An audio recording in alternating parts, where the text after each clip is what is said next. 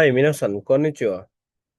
আজকে আমরা পড়ব কনস্ট্রাকশন স্কিল টেস্টের সিভিল বিল্ডিং লাইফলাইন এর দ্বিতীয় ক্লাস 1.2 নিহন্য জাপানের কেনসেৎসু কোজিনো নির্মাণ কাজের সেকোতাইসি ব্যবস্থা পদ্ধতি। নিহন্য কেনসেৎসু কোজিনো জাপানের কনস্ট্রাকশন কাজের বা নির্মাণ কাজের সেকোতাইসি ব্যবস্থা পদ্ধতি ওয়া কৌজিনো কাজের খিবো আকার নিশ্চয়তে সম্পর্কে সামাজামানা বিভিন্ন পাতান প্যাটার্ন গা আরিমাস আছে। জাপানের নির্মাণ কাজের ব্যবস্থা পদ্ধতি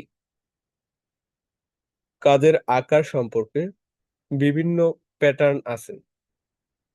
তাতোয়েবা উদাহরণ ইপ্পান তেকিনা সাধারণত দাই কিবো কৌজি অর্থাৎ বড় আকারের কাজ জো ইচিনো ইচি অর্থাৎ এখানে এই যে চিত্রটা যেটা দিচ্ছে এখানে এই চিত্রটা হলো জো ইচিনো ইচি ইউনা তাইসেই দে অর্থাৎ এই ব্যবস্থা কৌজিনো কাজের হাচ্চো কারা অর্থাৎ আদেশ থেকে সেকো মাদে অর্থাৎ কাজটা সম্পন্ন হওয়া পর্যন্ত গা ওকুনাওয়ারমাস সংগঠিত হয়।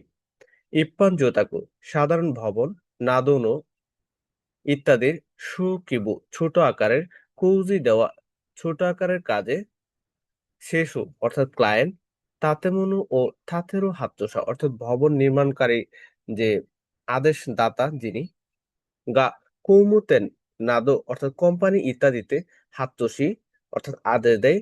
কৌমুতেন ও কোম্পানি মতুকেতো তোনাতে অর্থাৎ কোম্পানি মূল হয়ে সেনমুন্ন বিশেষ খৌজি গিউসা নির্মাণ ঠিকাদার ও খানরি সিনাগারা অর্থাৎ তত্ত্বাবধান করতে করতে জৌতাকু খোজি অর্থাৎ ভবন নির্মাণ কাজ ও সুসুমেতে ইকিমাস অর্থাৎ এগিয়ে নিয়ে যায়। এখানে জাপানের নির্মাণ কাজের ব্যবস্থা কাঠামো বা ব্যবস্থা পদ্ধতি।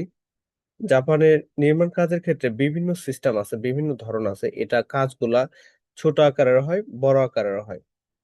নির্মাণ কাজের পরিধির উপর ভিত্তি করে এগুলা বিভিন্ন ধরনের হতে পারে। উদাহরণস্বরূপ একটা বড় ধরনের প্রজেক্টে চিত্র 1.1 এই যে চিত্র যেটা আছে এই চিত্রর মতো করে অনুসরণ করে অর্ডার দেওয়া থেকে শুরু করে কাজ শেষ হওয়া পর্যন্ত প্রক্রিয়া সম্পন্ন হয়।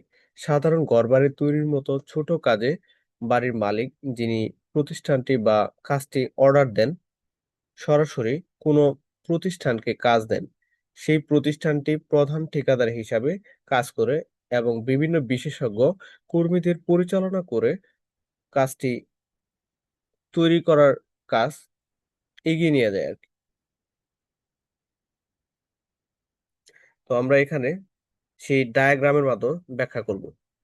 হাতচষা অর্থাৎ আদেশ দাতা বা অর্ডার দাতা, প্রজেক্টের যিনি মালিক, যিনি প্রজেক্টের জন্য টাকা দেন বা যার জন্য ভবনটি তৈরি হচ্ছে। ২ নম্বরে আসি আমরা কানরিসা। কানরিসা হলো তত্ত্বাবধায়ক। কাজের মান পরীক্ষা করেন এবং কাজ নকশা অনুযায়ী হচ্ছে কিনা তা তদারকি করা কাজ হলো কানরিসা। ৩ নম্বরে আসি আমরা। ৩ নম্বরে হলো সেক্কেইসা অর্থাৎ ডিজাইনার বা স্থপতি ভবনের নকশা বা ব্লু প্রিন্ট তৈরি করা সেক্কেইসার কাজ।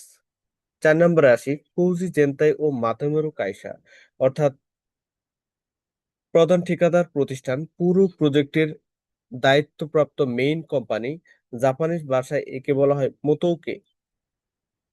৫ নম্বরে আসি আমরা গেনবা কান্তোকো সাইট সুপারভাইজার নির্মাণ কাজে সাইট থেকে কাজের তদারকি এবং দিক নির্দেশনা দেওয়া জ্ঞানবাখান্তকু কাজ। ৬ নম্বরে আসি আমরা সেনমুন কৌজি গিউসা বিশেষজ্ঞ ঠিকাদার বা সাব কন্ট্রাক্টর। এরা নির্দিষ্ট কোনো কাজে দক্ষ হয়ে থাকে। প্রত্যেকটা কাজে আছে সাব কন্ট্রাক্টর। এখানে দেখেন তেক্কিন কৌজি রড বাইন্ডিং বা রডের কাজ এখানেও একজন সেনমুন কৌজি গিউসা আছে অর্থাৎ বিশেষজ্ঞ ঠিকাদার বা সাব কন্ট্রাক্টর। আবার এখানে কাতাওকু কৌজি শাটারিং কাজ বা ফ্রেম ওয়ার্কের কাজ এই ক্ষেত্রেও একজন বিশেষজ্ঞ বা সাব কন্ট্রাক্টর রয়েছে। থবি কৌজি স্ক্যাফোল্ডিং বা উঁচুতে কাজ করা শ্রমিক, এই ক্ষেত্রেও একজন বিশেষজ্ঞ ঠিকাদার বা সাব কন্ট্রাক্টর রয়েছে। তারপর আসি আমরা শোকুজো। প্রত্যেকটা কাজে একজন শোকুজো রয়েছে। তেক্কিন কোজিতে একজন শোকুচু রয়েছে, কাতাকু কোজিতে একজন শোকুচু রয়েছে, তোবি কোজিতেও একজন শোকুচু রয়েছে। শোকুচু অর্থাৎ ফোরম্যান। ফোরম্যান শ্রমিকদের প্রধান বা দলনেতা। প্রত্যেকটা কাজে যে সাগইন আছে, সাধারণ শ্রমিক বা কর্মী আছে।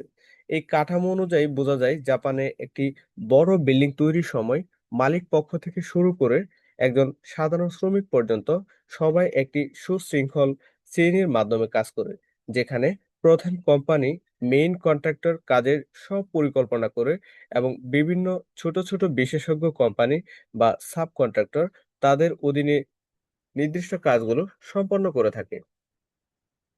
হাই মিনাসান, মিতে